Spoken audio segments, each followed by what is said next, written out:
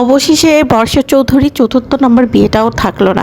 আমরা হয়তো সবাই বর্ষা চৌধুরীকে দোষ দিচ্ছি, আমরা এটা ভেবে দেখছি না সে আর যে প্রেম বা জিনা করে নাই, সে বিয়ে করেছে, সে ভালো থাকার জন্য বিয়ে করেছে। তার ছোট বাচ্চাটা 38 দিন থাকাকালীনই তার বাবা মারা গিয়েছে, সেই ছেলেটাকে তার বাবা পাইয়ে দিয়েছে। সে আর প্রেম করতে পারতো, অন্য কিছু করতে পারতো, সে তো করে নাই। সে আল্লাহর নিয়ম অনুযায়ী সে বিয়ে করছে। এটাকে আমরা এত নিকৃষ্টভাবে নিই কীভাবে? নিকৃষ্ট যদি সে নিতে হয় সেটা হচ্ছে রাসেল ভাইপার। রাসেল ভাইপারের মনে যে এত বড় শয়তানি ছিল সেটা তো ওই মহিলা জানতো না, তাই না? মহিলা না জেনেই তো বিয়ে করছে।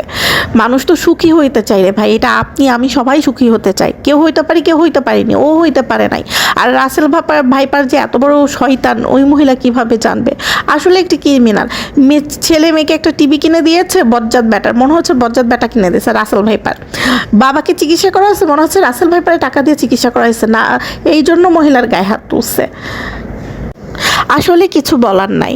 হ্যাঁ, কিছুদিন আগে ছবিতে দেখলাম যে ওর গলায় চুমো খাচ্ছে, এখন নাকি তার গলা দেখলেও ভয় লাগে।